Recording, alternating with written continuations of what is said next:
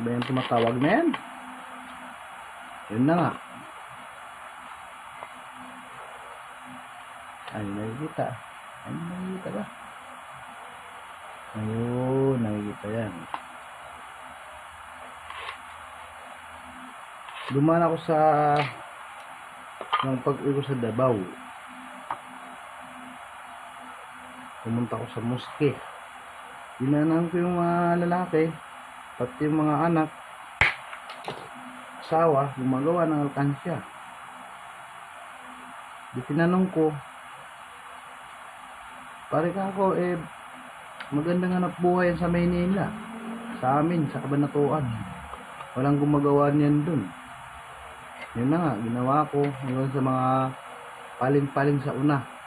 Hindi ko alam. Hindi ko alam gumawa. Pero nabili. Unang pagbaba namin sa may Kabanatuan, gumawa ko ng gumawa. Yung may mga karton na mga ganyan kalaki.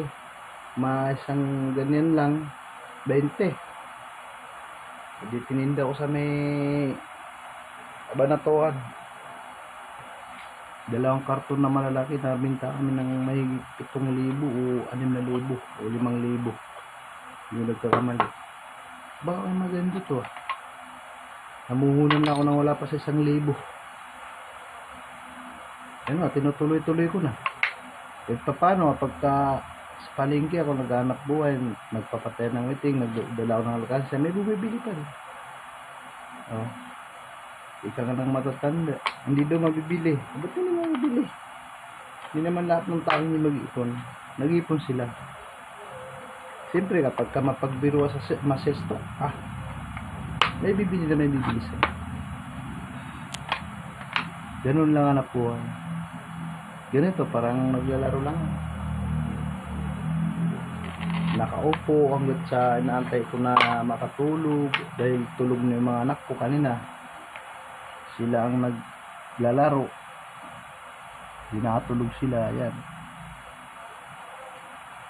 Naman ako. Nagbubutas ng alkansya. Hindi ko makita o parang natok na rin ako.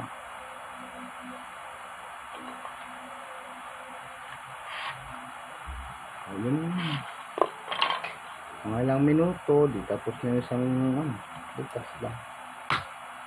Kaya yung mga tamad dyan, ibigay ko na ito. Itong gagawin ko mga halagang 2,000. Hindi may pambaon-baon na naman yung mga anak ko. Sa isang araw tapos na to.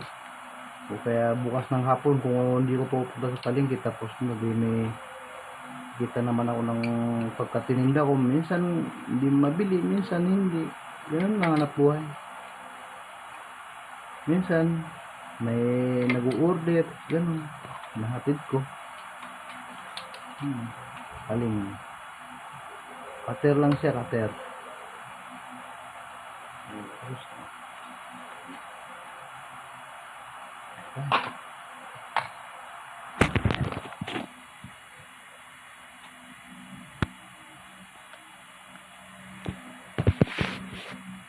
Tulog na yung makukulit. Ayan.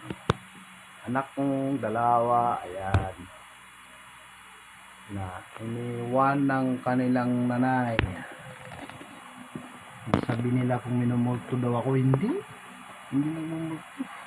Ay, maluwang tong inuupahan ko. Wala naman ako nararamdaman na multo. Kasi sa mga Muslim, hindi naman nagmumulto. Ika nga nilang na magmumulto. Kaya yung mga tamad dyan, ibinigawin yung hanap buhay ko rin. Sideline din yan kapag wala kayong ginagawa.